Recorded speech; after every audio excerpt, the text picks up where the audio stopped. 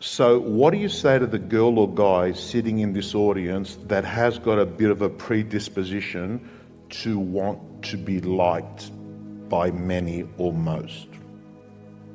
If you don't get over that, you're doomed. Because what happens is this: you start to create a whole bunch of people that aren't even yourself. You never figure out who you are. You never live up to your dreams, your ambition. You live up to what whoever is around you that you like so much, that you want to emulate and be like so much. You live their dreams. You lose your power. You lose your power. The ultimate power is owning yourself. I had to reinvent a human being. I sat at home for so many fucking nights by myself, broken, not just physically, mentally, spiritually. But then I sat back and said to myself, I invented a motherfucker.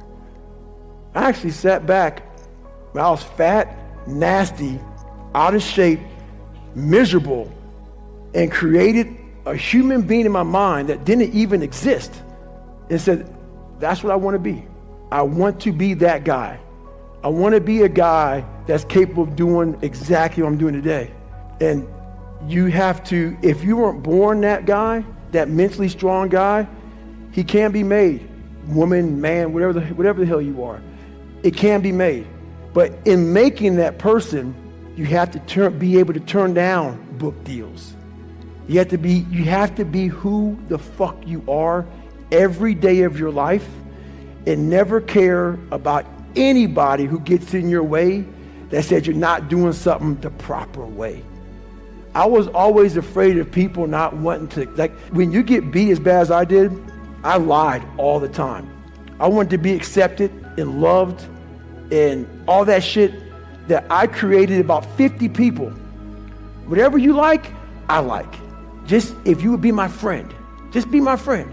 And that's where we get lost in life. When I post about suffering, this whole new, kinder, gentler, soft-ass fucking world, they just fucking, oh God, this is horrible. We talking about, no. Suffering, if you know how to do it without making it out to be like, I'm not talking about you have to go through cancer. But I guarantee one thing, man, I bet you're a better motherfucker mentally if you look at it the right way. Everything I went through in my life, every bad fucking thing I went through in my life, the 2 heart surgeries, all the name calling, being everything I went through. If you learn how to flip that motherfucker on top of his head and say, hang on, there's so much power in this fucking thing. And if you look at life as it is a trial ground, a testing ground for where you need to belong, where you need to go, suffering is a fact of life. And if you look at suffering the right way, it's a great tool to callous your mind. If you look at it as suffering, woe is me, this is bullshit, God, kicking rocks. If you look at it like, okay, motherfucker, you're testing me now. I get it. Whenever I'm being like depressed, I go through depressed moments, I go, oh, hang on, I'm getting tested. So you have to be aware of all the signals and signs that are being given to you from the world.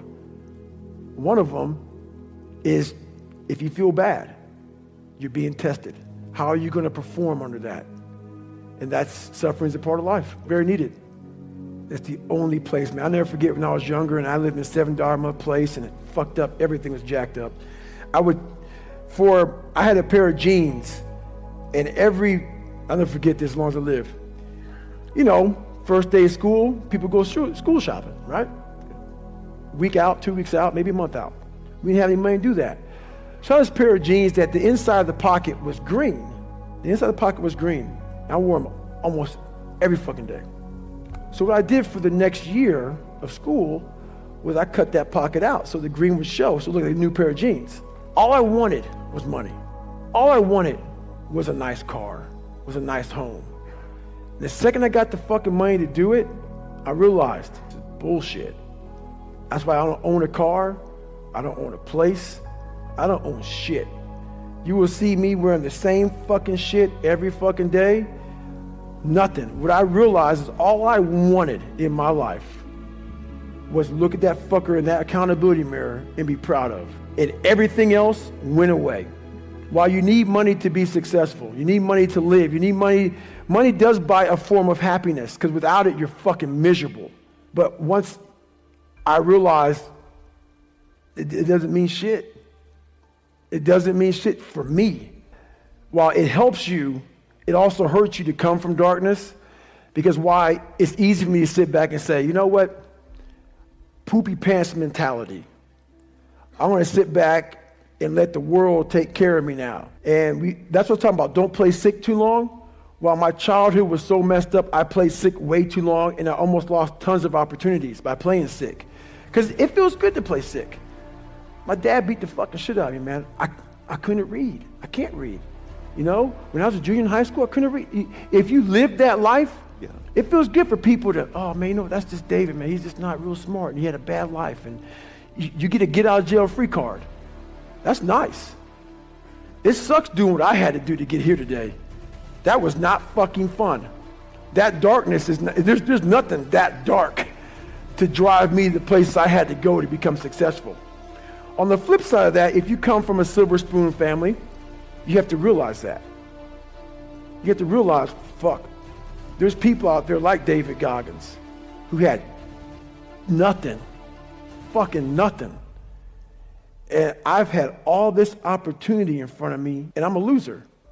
I'm not shit. So what does that say about me? The conversations are very similar. You have all this opportunity, and you've gone nowhere with it.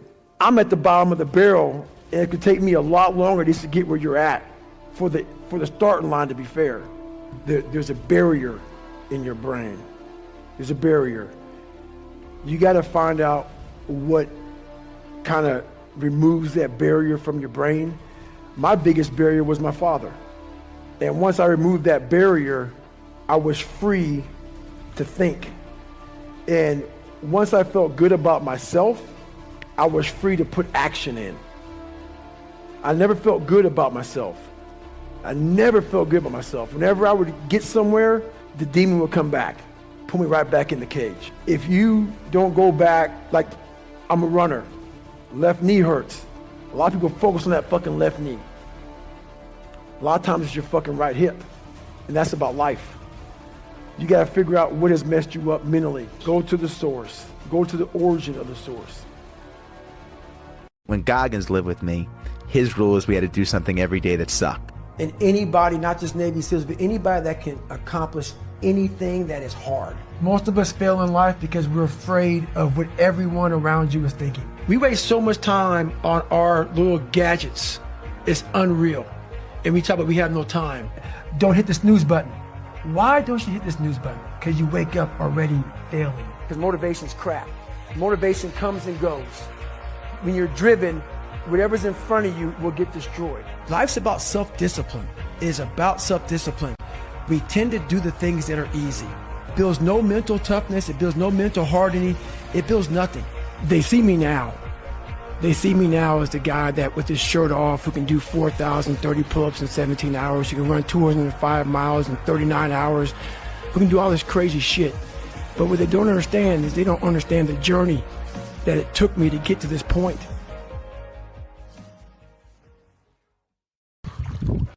Never forget to train your fucking mind. In life, a lot of us work our fucking ass off trying to get to a better place, a place that makes us feel better about ourselves. Some people want to do ultra races. They're starting to PR during training. Some people want to be a lawyer or a medical student. So they're taking these practice tests and they're fucking crushing the practice tests. But guess what happens? Once you get to the actual fucking event, your mind isn't ready. Your mind's not prepared. You've been studying, you've been training, you've been working out, but your mind's not prepared. Story for you. When I was 19 years old, I was going through the Air Force trying to be a pararescueman. I was doing push-ups, sit-ups, swimming. I was doing all this shit, knocking out of the park. One of the best in the class. But the second the fucking ob's hard.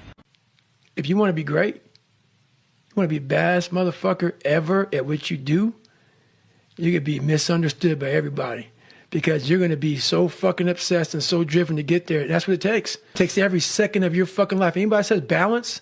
Yeah, balance is important for a lot of fucking people. It is. But if you want to fucking go to that edge where people do not like you, don't understand you, question everything you fucking do, you've arrived. When you are misunderstood to the point where fucking people think you're psycho and you're nuts and you're this and that, why are you in the fucking gym at 1 o'clock in the fucking morning? You just got to doing an op for fucking 13, 14 hours at the Ranger School, man, at the gym. What's wrong? You will never understand what is wrong with me. And that's why I'm so fucking glad you don't, because I'm in the right fucking spot. When people don't understand you anymore, you're in that spot of obsession and drive where people are like, what the fuck is wrong with this guy? I don't want to talk to you, man, because you're not going to get it. You're not the smartest person in school. I had that issue. So my big thing was how I addressed that problem was each thing that is wrong with you has to be a focal point. You can't look at this gigantic list and say, I got to change all this shit. My God, this is crazy. No, you take off the first one. I want to be smarter. For me, that was my thing. I have to become more intelligent. I have such a severe learning disability, man. I can't retain shit. I had to now get that one thing and then strategize in that one problem. How can I do this? I'm not going to learn like you. I'm not going to learn like anybody else. How am I going to figure this out? So I then figured out, okay, where are my strengths here? Where are my weaknesses in learning? All right, man, how am I going to do this? And I figured out a way to do it by just strategizing. So how I learn to this day, if I have a big manual to study, I will have to get a bunch of spiral notebooks from the daggone store. And each page, I have to write each page out, maybe 10 times. So there was a 1,000-page dive manual that I got 18 months before I went to dive school. Most people, I'm not smart, I'm gonna go see if I can pass this test. I realized, hang on a second, I'm not smart. How can I get past this? How can I get through this obstacle? I need to acquire this book 18 months in advance because it could take me 18 months to write down each page over and over again to then put it to memory. So when the question came up, I had written that question so many times down on paper that I can recall, okay, page 71 was where I remember seeing this, and I can recall it that way. And that's how I did it. So you got to strategize on each problem you have in life. Slowly break down that problem. Don't think about all the problems you have, just one at a time. And before you know it, you fix all these problems, but you cannot focus on all of them. Just on the one thing at a time. So today, I decided to try to PR my long run. So the first half of the run, I'm feeling great. My mind is clear, nothing going on. Think about nothing but my running pace, what I'm doing, my breathing, everything like that. Get to mile 15, I turn around, and the demons start to creep in. That inevitable wall is creeping up on me. When you push so hard, something's about to give. And I started to give. My mind started to break down. I started feeling my legs starting to hurt. I started feeling dehydrated. Started feeling sorry for myself. Started looking around. No one knows I'm fucking out here running. Why don't you go ahead and just stop? Call your girl, have her pick you up. And that's when I feel like a little bitch. And this is when your mind has to fucking change. You gotta start thinking, I'm the grittiest motherfucker in the world. Your dehydration? Fuck it. Lick your motherfucking lips. Your fucking legs are all sore. You feel like you got shin splints and stress fractures? No, you don't. You got sore fucking legs. Get out of your head and stay hard. Life beat me the fuck up bad. I mean, I was knocked out in the 12th round of a 15-round, heavyweight bout. I was knocked out. But what happened was in the 12th round, when the challenger turned his back on me, I was getting the fuck up. And I got up and won the next 3 rounds and knocked that motherfucker out in the 15th round. So that's my mind about can't hurt me. I was hurt, man. Like literally, I had to overcome so much those first 26 years of my life. And I still do every day today. It's not over. But the mentality of can't hurt me is just that. No matter what's in front of you, man, you have to face, you have to confront, you have to overcome and move forward. So my father, some of the kids that bullied me, my learning disabilities, all these things I went through in life, stuttering, has so many different issues, failing and failing and failing. I had to overcome them, or they would have overcame me. People have a hard thing to understand. I hate to run. And what makes me so crazy, it doesn't anymore, is people go, well, why do you run if you hate it? What are you talking about? I don't want to take showers and eat either. I hate that too. That's a life, man. It wasn't until I changed that mentality that I became somebody. I hated going to school. So guess what? I was dumb as shit. But if you can get through to doing things that you hate to do, on the other side is greatness. That's what people don't understand. By me running, I am callous in my mind. I'm not training for a race. I'm training for life.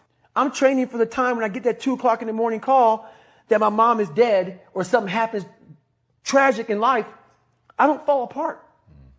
I'm training my mind and my body and my spirit so it's all one, so I can handle what life is going to throw at me. Because the life I've lived, it throws a whole bunch at you. And if you're not physically and mentally prepared for that, you're just going to crumble. I was at military free fall school with Morgan Luttrell. Marcus Luttrell, if you guys don't know, was the lone survivor, the guy. He was in a bad op went bad. He was the only Navy SEAL that lived. Long story short, you got to get the book, read Lone Survivor, great story. Morgan is Marcus Luttrell's twin brother, and I was there with Marcus. So what happened was myself and Morgan were in free fall school. At the same exact time, Marcus was in the worst incident in SEAL history. So I knew that Marcus might be dead. He wasn't dead. Everybody else was dead. So I actually brought Morgan, I actually told Morgan, hey man, your brother was in a bad incident. I don't know if he's alive. I don't know what's going on.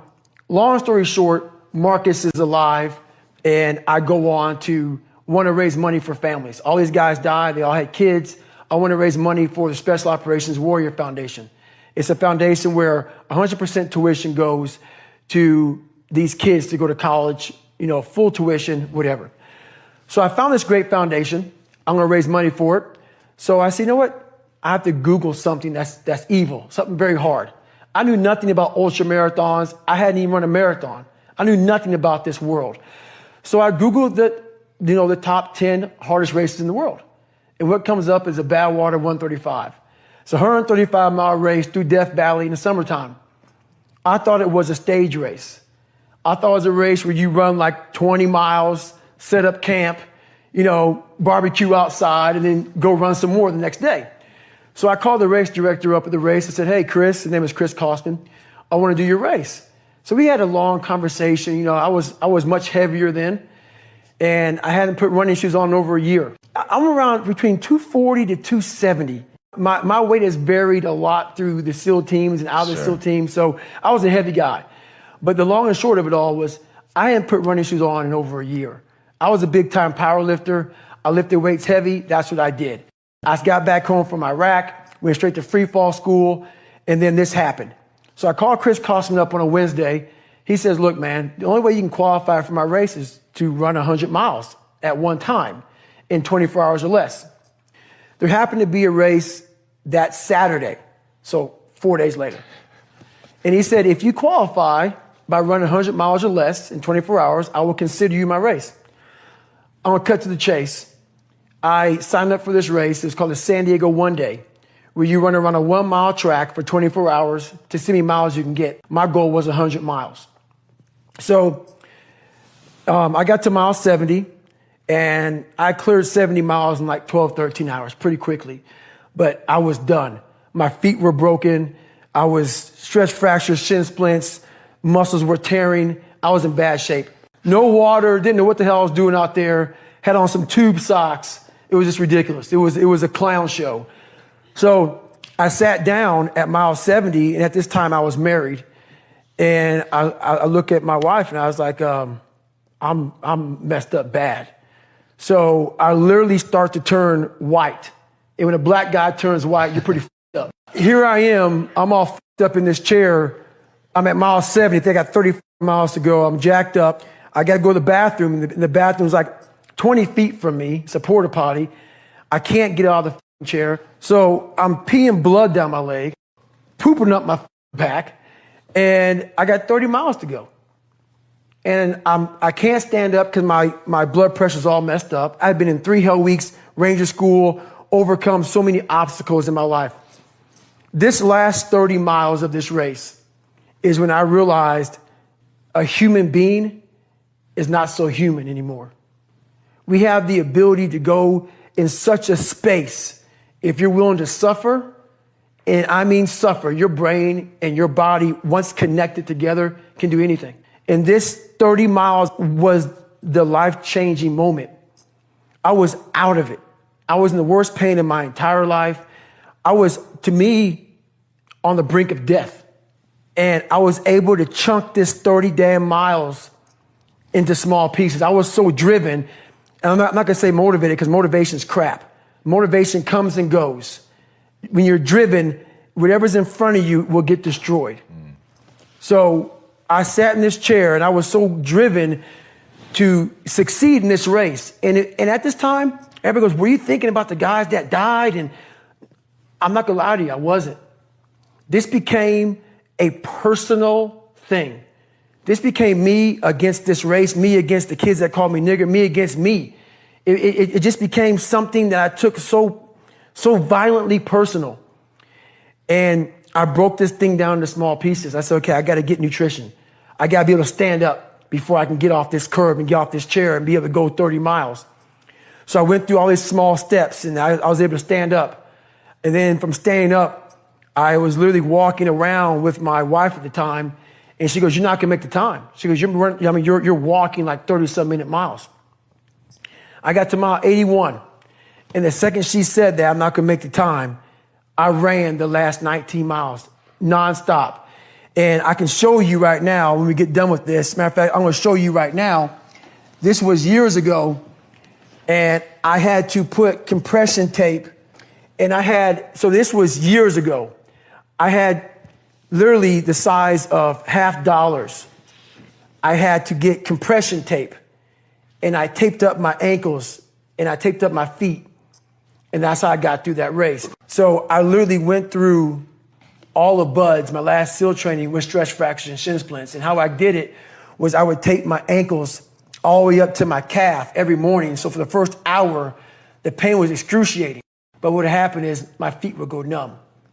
And I did that every single day for 6 months.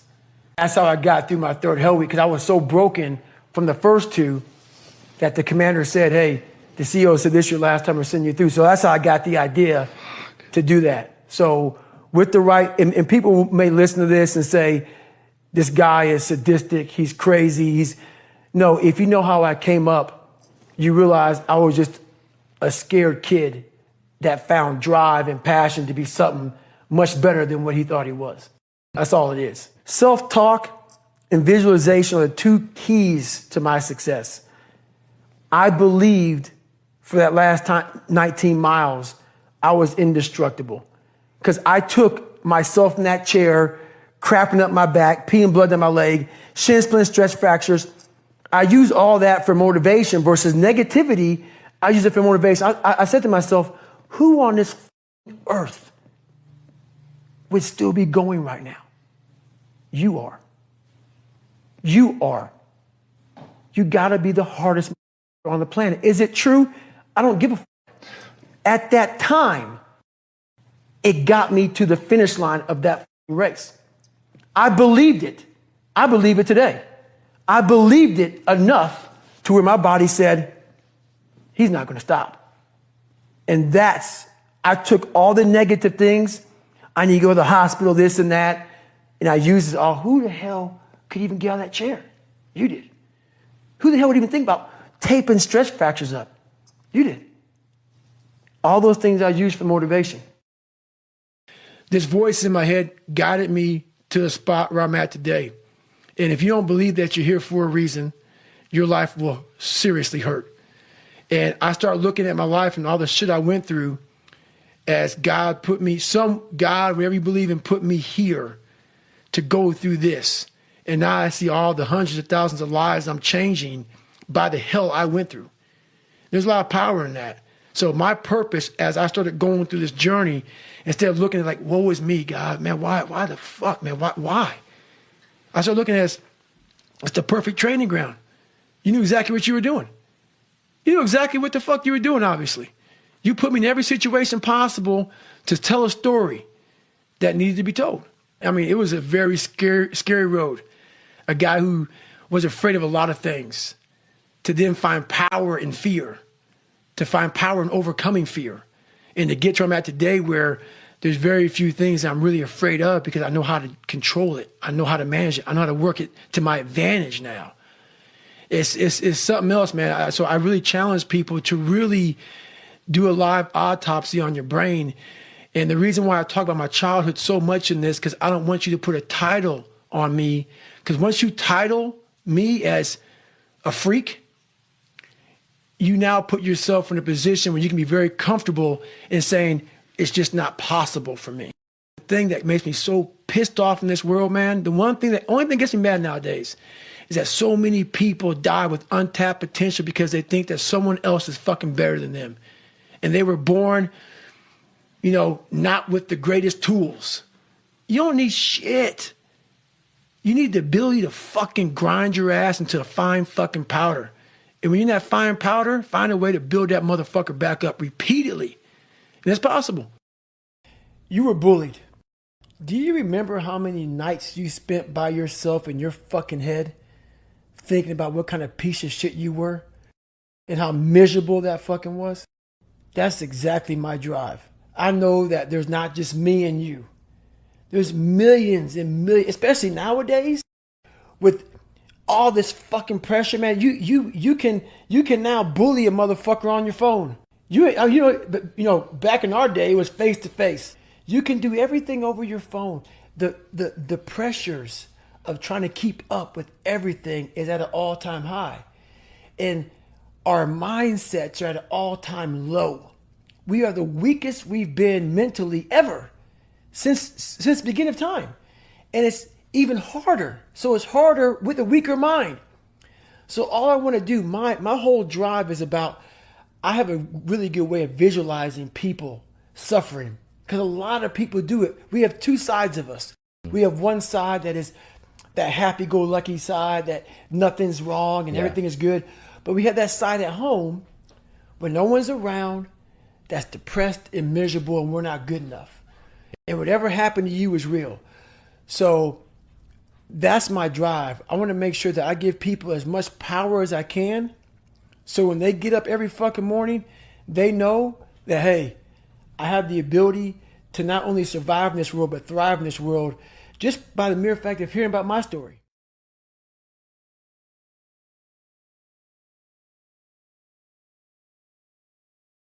We all look for toughness. We all want it, but we look for it in a comfortable environment. You will not find toughness in a comfortable environment. You want people who are honest with you, who are going to tell you what is honest and truthful people. The most important conversation you'll ever have is the one you have with yourself. You wake up with it, you walk around with it, eventually you'll act on it. And my self-talk was the most disgusting self-talk of all time. You got to start diving into those things that you are afraid of. You don't gain confidence by going to the spot that makes you feel good. It's going to be a false reality. But you overcome those fears, guess what happens? The whole world, you unlock this door and everything opens back up again. I made this person. I made this person by diving into the insecurities that life gave me. What if? A lot of times I'll be in a 200-mile run or something like that, and I'm all jacked up. Body's broken, mind's broken, spirit's broken. I start to say, what if I can pull this off? When I first walked into the Navy SEAL recruiter's office, he looked at me and said, there's only been 35 African Americans in 70 years make it through. You know what I said to myself? What if I can be the 36th? It's the what if I can pull off a miracle. What if I can become someone that no one thinks I can be? And just me talking about that, I have the hair going up on my arms. So many people, before I give them a workout plan, they're talking about recovery. Everybody that hears me speak, they want to go straight to recovery. Work out first. We are always looking for, like whenever I talk to people, people take my words and they put it in a way to where they want to feel comfortable. This guy, they want to put you in a box. They want to put a title on you.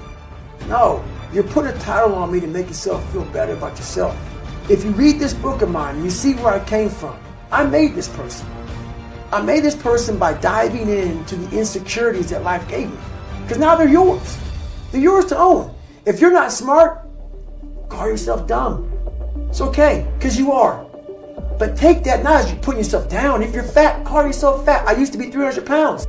We want to talk so soft to ourselves. We're looking for that recovery day.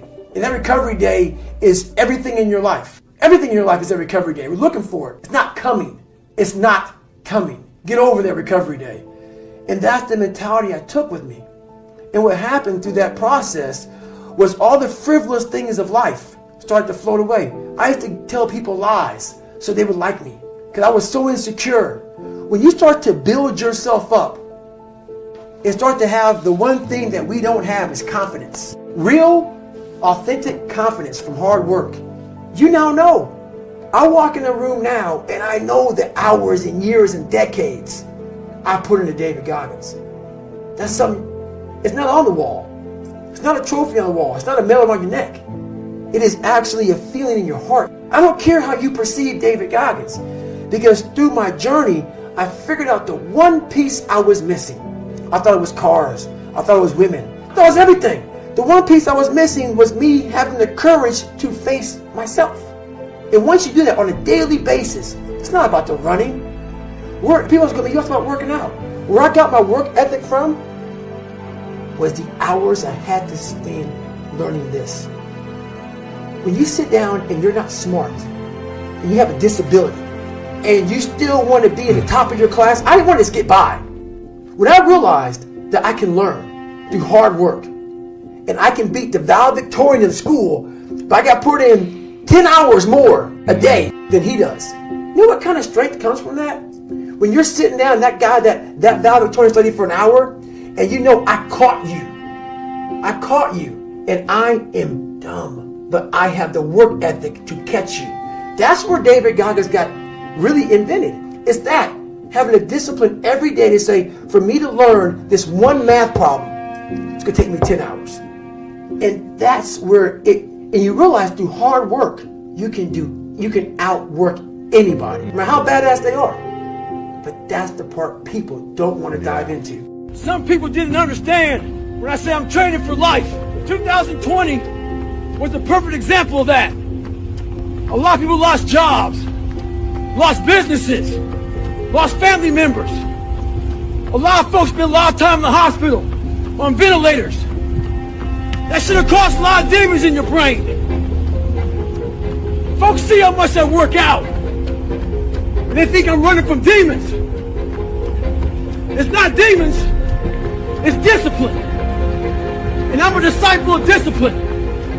You can't outrun your demons. They'll always find you. Only way to beat them mother is look at them eye to eye and make them your bitch. Mindset's the only thing that gets you through hard times. So think about this. I put everything on David Goggins to be a Navy SEAL. It's like going to the crap.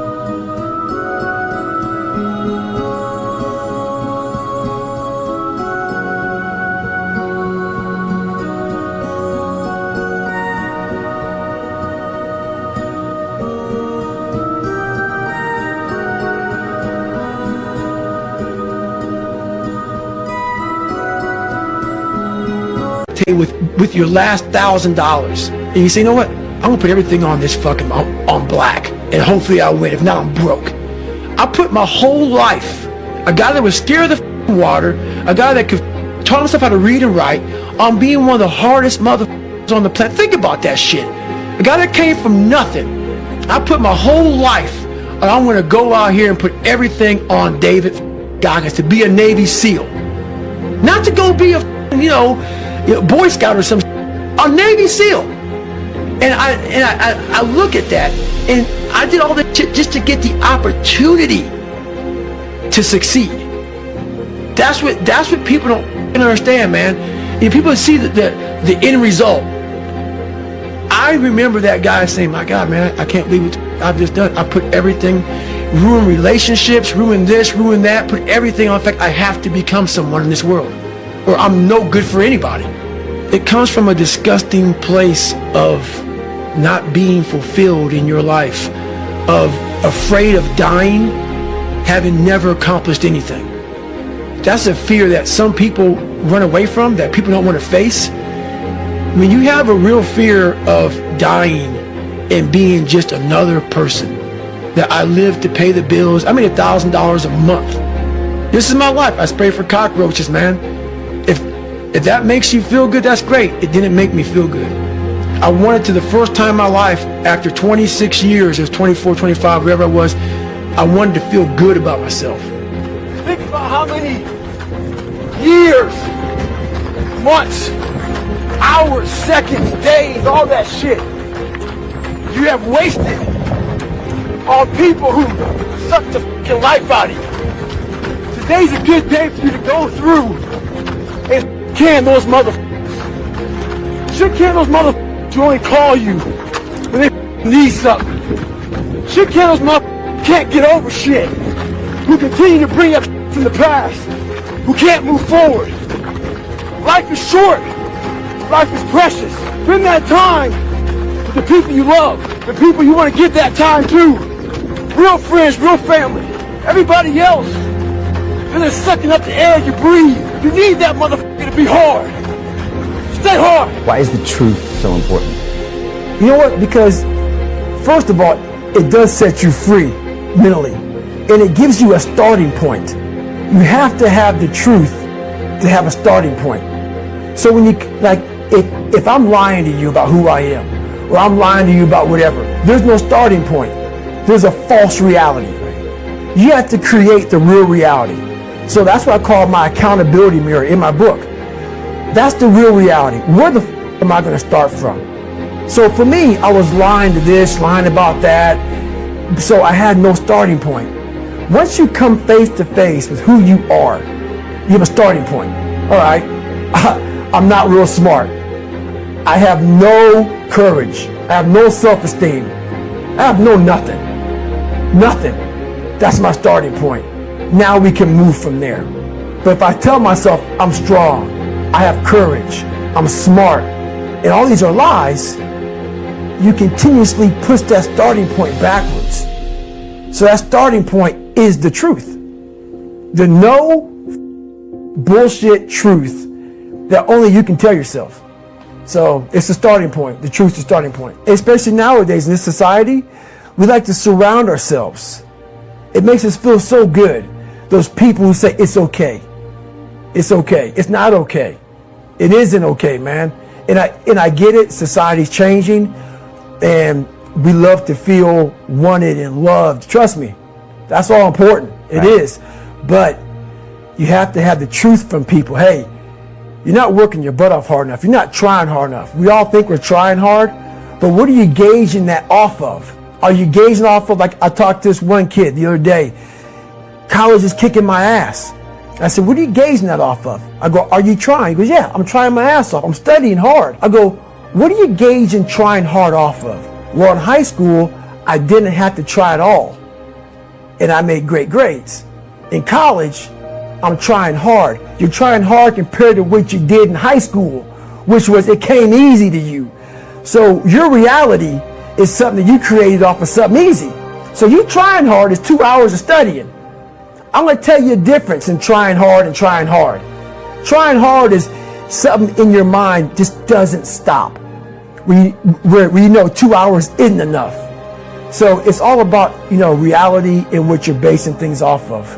When I was 297 pounds and I was fat as hell trying to be a Navy SEAL, the scariest thing in the world to me, even to this day, was that could have been the rest of my life. I thought then I was trying hard. That's the scariest thing in the world. I thought then, 297 pound, working for Ecolab, spraying for cockroaches, making $1,000 a month. I thought that was me at my 100% potential. Come to find out, a few years later, I wasn't anywhere near that. 106 pounds less, graduated Navy SEAL training, went on to do all these other things. Looking back on that, that was me trying hard. That's why people got to understand, what is in us, we have no idea until we start trying hard. And I mean really trying hard, where you're obsessed with, hey, this is my new norm. My new norm is that, wow, this isn't always fun. It's not always meant to be fun. And that's when you know you're trying hard. When I was in Ranger school, my squad got spot checked. The Ranger instructor was looking for 3 items. One of my guys didn't have the items, so the whole squad got smoked. The RI was sitting there smoking us, and the more he smoked us, the more my squad looked around looking for someone to motivate him. The Ranger instructor shouted out, "I'm gonna bury you." So I saw that my squad needed some extra motivation. So I said, "Ain't no grave that can hold us down, motherfucker.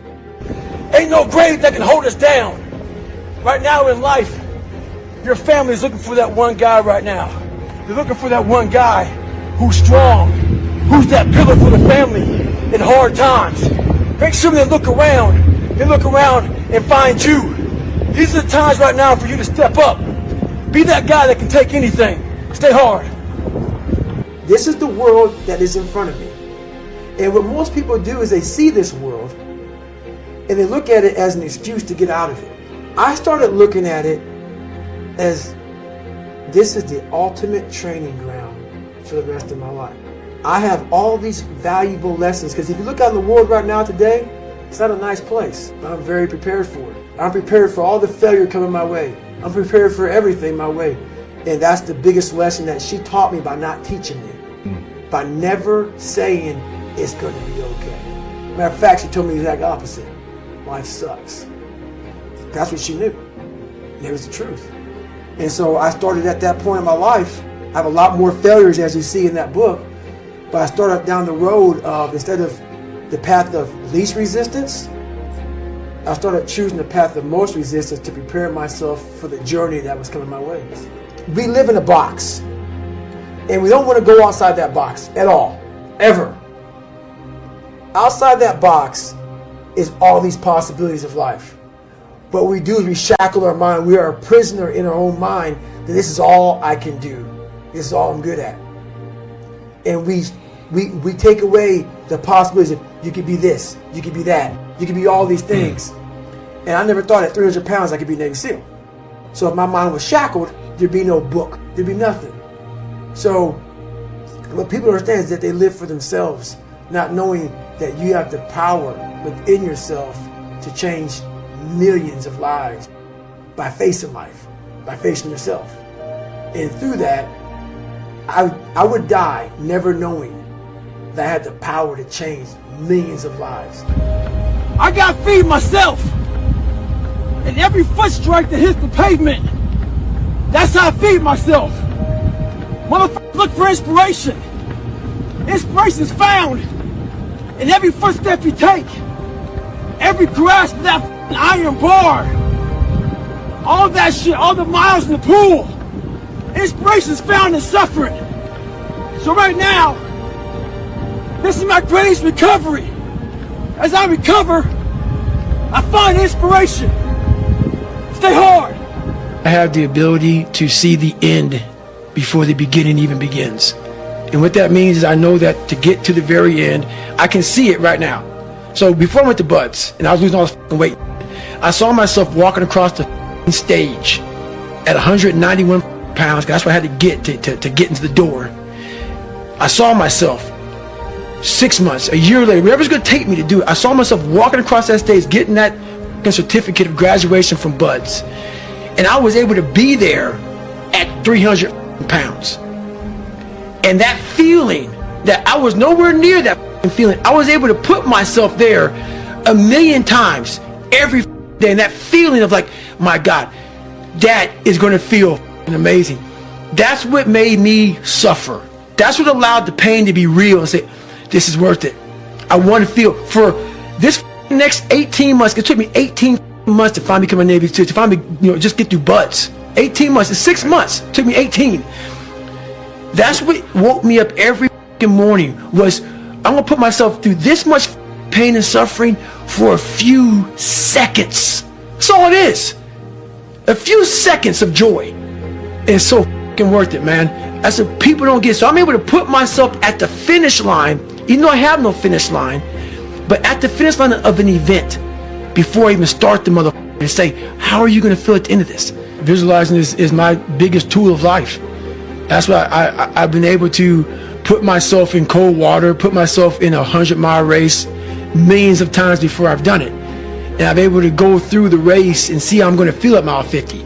Almost to the exact feeling. And that's the one thing I practice and practice and practice and practice overnight. But also, the most important thing is I practice that feeling of accomplishment that I'm going to have when it's all said and done with. I get a lot of questions.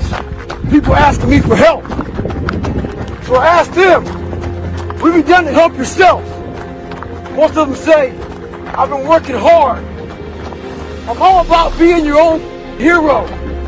But I'm not about kissing your ass. In life, a lot of us believe that we're working much harder than we actually are. We think if we got up early for 4 days, we've earned something. You gotta drop your entitled mindset. It's dead weight. We believe we work harder than we actually have. Trust me, most of us haven't. The one thing in life you gotta realize is this: learn to help yourself. Don't count on other people to help you. Stay hard. Yeah. Because I realized once I was talking to myself the right way and all this shit wasn't in my mind, wow. I went from this piece of kid who thought he was dumb, not successful, insecure, who stuttered when I first saw somebody, to a person who can now do all these things just because I now control my own mind. And I don't care. When you get to the point where you really don't care, you become very, very dangerous. I'm not saying don't care like, I don't care if I do that. No, when you don't care about other people and how they view you, about how you walk, how you talk, how you dress, where you want to go with your life. Growing up, I didn't want to tell anybody I wanted to be in the military. Because why? Some of my black friends, I was afraid of what they think. Why do you want to join the fucking military, man? Why do you want to do that shit? I was afraid of what other people thought about me. So now,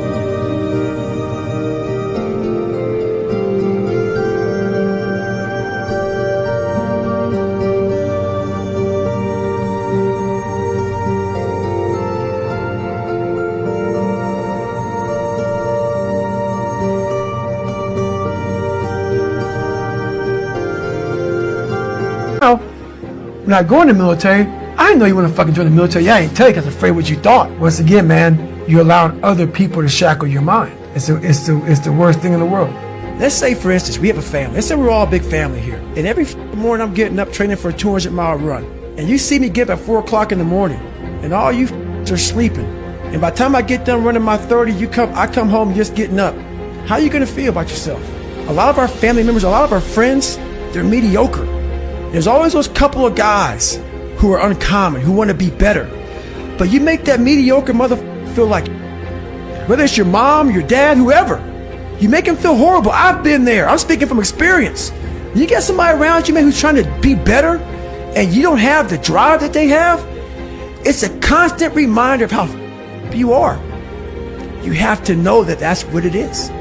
Anybody in your course not saying, man, get after it, brother, I'm so proud of you, they have a problem with themselves. Because all you're trying to do is achieve more. If that's a problem for somebody, you have to look at them and say, man, you really have a fucking problem with yourself, huh? Most of this generation quits the second they get talked to. You did this wrong, or they get yelled at. It's so easy to be great nowadays because most people are weak. This is a softened generation. So if you have any mental toughness, any ability, if you have any fraction of self-discipline, the ability to not want to do it but still do it, we are all great. No matter if you think you're dumb, no matter if you think you're fat, no matter if you are fat, no matter if you've been bullied, or no matter if you just got back from Iraq or Afghanistan and you have no legs or your arms or whatever, man, we all have greatness. You got to find the courage. You got to find the courage to put your Bose headphones on and silence the noise out of this world and to find it. And to find it because it's out there, but it's going to take hard work, courage, self-discipline. It's going to take all the non-cognitive skills. All the non-cognitive skills to be great. You know, smart is good, all this stuff is good. That's all cognitive. It's the non-cognitive skills that set you apart from everybody else. And that's what it's all about. I'm not the smartest kid in the world. Okay. Instead of somebody saying, oh no, you're smart. No, don't say that to yourself. I said to myself, no, I'm a dumb motherfucker. Okay, roger that. How you get smarter? Educate yourself. So the things that we run from the truth. We're running from the truth, man. So the only way I became successful was going towards the truth. As painful and as brutal as it is, it changed me. It allowed me to become, in my own right, who I am today. My biggest advice to give everybody in the world is, like I say, we live in an external world. Everything is you got to see it, touch it. It's external. If you can, for the rest of your life, live inside of yourself. Stop listening to people who are calling you fat, gay, transsexual, nigger. Everything that is makes no sense. All these insecure people putting their insecurities on you, you got to flush it out. You got to just be whoever the hell God or whatever the hell you believe in. If you believe in nothing but yourself, I don't care what it is. You got to take everything and throw it away. You have to believe in one thing, and that is yourself. And I'm not saying don't believe in God or what you believe in, but right now, for you to find greatness in yourself, you're not going to find it by looking in a book or by even hearing me. I may give you the spark, but you've got to go inside yourself to find it. And that means you got to be quiet. Shut the fuck up, go in a room, stop talking, search your soul, search your mind, search your abilities, and you'll find it. But if you're not looking for it, you won't find it. So you got to go start your journey. And the journey starts with you finding, why the hell am I here on this planet Earth? Why am I here? And if you don't know that, you will live the rest of your life searching, always asking the question, why? Tighten up, people. It's okay. Trust me. It's okay. You might be called nigger one day. It's okay. You might be called some Jewish word or some faggot or gay word. It's okay. Let them call you that. What are you going to do now? They don't own your life. How are you going to control that now? How are you going to flip it upside down and say, roger that, now I'm going to harness this shit And you'll read about me years from now. How? That's the question. How are you going to do that? Thicken your skin. Become more of a human being. Don't be afraid of the reflection in the mirror, because that's all you can be afraid of. Once you overcome the reflection in the mirror, you've done it. So, I get an email the other day. This young man wants to be a ranger, but he's afraid to go to ranger school. Not because how hard the training is, but because he's afraid if he fails, what people are going to say by judging him. One thing in life, this applies to everything in life. Anytime you move from being normal to trying to be exceptional, people aren't going to like that shit. Those normal people, it makes them feel like shit, so they're going to judge you. And nowadays, it's very easy to be a fucking coward. Why? We got Instagram and shit. Most folks don't tell you to your face. They go online, they post about like cowards. Don't let cowards get in your fucking head. And last thing, make sure you do you. Stay hard. What brings me joy and happiness is knowing how beautiful the mind is. And I'm one of the few people that didn't read about it, didn't experience it through some drug. I got to experience the beauty of true willpower. True, I'm going to fail, I'm going to fail, I'm going to fail, I'm going to fail, and I will succeed.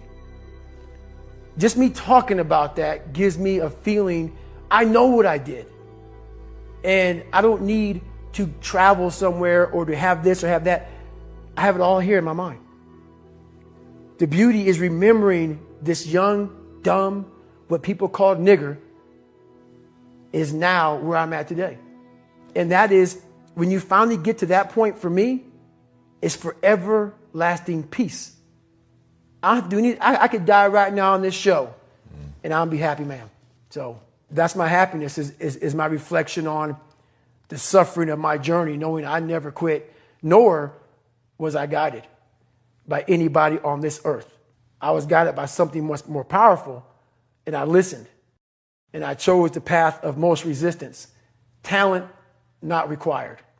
I'm pulling up a lot of the dark side of me, but I'm also looking at the guys to my left and to my right, realizing that we're here together, man. And I have to be strong for them, and they got to be strong for me. A lot of people, either you like me or you don't, even in the SEAL teams. But when you get to that door, or you get on that mission, or you get on that op, all that shit's out the door, man. You know, you do it honestly. I mean, people say all the time in these movies and shit, you really out there fighting for that guy beside you. And you can't be a coward. Because you know what? And this is how I look at everything I do now in life, and this sums it up. I hated jumping out of airplanes. I hated shooting guns. I hated the job as a Navy SEAL. But I did it because I wanted to change myself. Everything I do, I'm not really comfortable doing. But if you choose to go that route, to go be a Navy SEAL, you might as well go be the hardest mother in the world. Because if you're choosing to do something, you have two routes. You can go there and be a little weak person and get through barely, and that's your reputation. Or you can go through the hardest guy you can possibly be, and that's your reputation. So my whole thing is, if you're going to choose to open that fucking door in Iraq or Afghanistan, open the motherfucker and go in hard. Because they're going to remember you by slowly opening it and peeking in. So if you're going to open it, and you made the mind to open it, don't crack it open. Open the fucking door, go in. That's with life. If you're choosing to do something, attack it. Because they're going to remember you as not attacking it. So I want to be remembered. You can hate me, but there's one thing you can't say about me. I didn't attack it. So that's the mentality you have. If you're going to do something, you might as well attack it, because you can do it anyway. So the accountability mirror is something that I kind of came up with in high school. Like I said, I started shaving my head when I was 16, and I got caught up in trying to impress so many people because no one liked me. So I developed so many different identities. Let me sag my pants. You know, let me pull my pants up. let me talk this way or act this way or be this way or whatever the hell it may be. God, dog, there's so many different things I did to try to fit in with so many different groups that when you look in the mirror, that's the one person you can't lie to. So every morning I would shave my head thinking, God, I would reflect back on some of the lies I may have told somebody or some of the ways I acted that I didn't feel comfortable doing. And I did it to impress other normal people. The key word there is normal, everyday people. I was trying to make other people like me. How pathetic is that? So this mirror would always tell me, my reflection would say, God, you are a pathetic man. How does that feel every day to be this way? So I would just start having myself accountable. How did I attack today? How did I attack yesterday? And if I didn't do something I was proud of, I would write down a sticky note and I would fix it.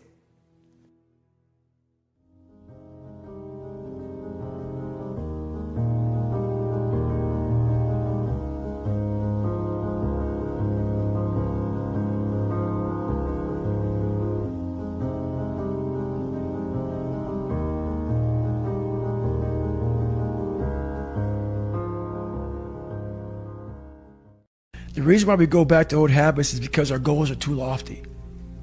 We're not achieving our goals fast enough. So what happens is, you know what? Oh man, we're very impatient nowadays. For me, it was good. I didn't have a phone. I was out of this world by myself. It was a race against David Goggins. It wasn't a race against, God, I want to look good for this person or that person. It was me. I got to change myself. So for me, if I lost 5 pounds in a week, I got a feeling. I allowed myself to feel proud of that. I didn't look at, I got to lose 106 pounds. I'm like, man, I went from 297, now I'm 292. In 1 week, man, I'm killing it. We're not proud of ourselves for the small accomplishments. What we need is this monstrosity of the thing to happen and say, I did it. Nah, there's a process that you have to go through, and patience is the process. And if we don't have patience, after a week, I haven't lost 30 pounds, man, I'm done. I'm over it. So that's what I found out with people, man. They're not patient enough to realize and to enjoy the moment, not live in it, just enjoy it. There's no finish line in life, but enjoy that moment. Roger that, man, I lost 5. Let me go 10 next week. So that's the whole thing about it. That's how people lose it. Our mind wants to protect us. The mind is like, honestly, it has a tactical advantage over us. It knows our deepest, darkest fears or insecurities. It knows where we start to feel, we start getting that doubt creeping that says, hey man, you know what, man, maybe this isn't good. Let's go back home to the wife. Let's go back home to the kids. This is not comfortable. So in that moment, the mind directs us. It's a protective mechanism. It saves us from doing bodily harm, or it really saves us from discovering that the mind's like, I want to be in charge of you. I don't want you to be in charge of me. So it tells you, let's just stop right here. But once you start breaking through that barrier and start breaking down that governor that you've put in your mind, because we forget we are in control of our mind. We believe it's the other way around. No, we put in our minds what we should do. But we believe our mind is telling us, it's giving us all this feedback. We have to reprogram it and tell us, no, we're good. We're good. This sucks, but it's okay. A lot of us don't know of a whole nother world that exists. It's on the other side of suffering. Once you break these barriers that you have made for yourself, like the mind is the most powerful thing in the world. It is so amazing that I used to be a 300-pound guy and I thought that was it. Could barely read, could do anything. And now that what was inside that person was this guy that's in front of you today. That's how scary the mind is. And that's what I started realizing through this journey, is that once I got a taste of, wow, man, I haven't even begun to crack what the mind is capable of. And what I started realizing is on the other end of suffering, that's the real growth of life, because you realize how the mind processes shit. And I talk about another thing called theory and practice. A lot of people are theorists. These smart guys that read these fucking books and shit, man, and they sit down, they tell you what the mind is supposed to do. And a lot of us listen to that shit. It becomes like, this is it, man. This old man who has been studying the mind forever, this is the cap that we have. By being a practitioner, I went out and realized a lot of these guys are so wrong, man. The mind has capabilities that are so unknown. And I found that through suffering. And there's a whole nother world on the other end of that. I was so afraid of myself that I had to figure out, I became a master of my mind. People, when you're afraid of something, you have to master it. That's how you start to overcome it. So what I realized, when I get to that point where I want to quit, everybody, they get to the point where they want to quit. This is what happens. The mind tells you, let's go home. Let's take a warm shower. Let's get some food. This is not right. This is that. If you cannot answer the questions at that moment, because your mind's going to start giving you all these questions. And if you can't answer them, you're going to quit. What I realized when I was going through Buds, Ranger School, all this 100-mile race, 200-mile races, pull-up records, my mind would come creeping in. Like when I was doing 4,030 pull-ups at 2,000 pull-ups and my hands were ripped open, my mind said, look, brother, we've done all these other things. You've proven yourself. You're good. If I didn't have the answer to respond to my mind and say why I'm here, why I'm doing this, you will always lose that fight. You have to have the response to what your mind is going to tell you. And another thing about that is self-talk. A lot of people have like these big four on mental toughness. All that shit is crap about self-talk, visualization. It's true. But the thing about self-talk and all these things, they ask me, what do you think about when you're on mile 100 of a 205-mile run? What are you thinking about when you realize you've run for 24 hours and you have 24 more hours to run and you have another 105 miles? What goes through your mind? What do you say to yourself? I want to know. A lot of people think self-talk works. It does, but it doesn't work without the suffering before your mind starts saying we need self-talk. So what I tell myself is I go back to the months and years of preparation to get to that day. And I'm telling myself, the 3:30 in the morning, when I'm looking at my shoes and I want to go out there and run 30 miles, I have to, in that second, in that moment of this self-talk, my mind saying, you got to find more, you got to find more. I once again calm down, go back into my mind, in my cookie jar, I call it, and I have to reflect back on the shit I did to get here. And that becomes my self-talk. Self-talk does not work unless it is real. Most of us lie to ourselves in this self-talk. It doesn't work. It has to be real. It has to be something that you've done to make it really work.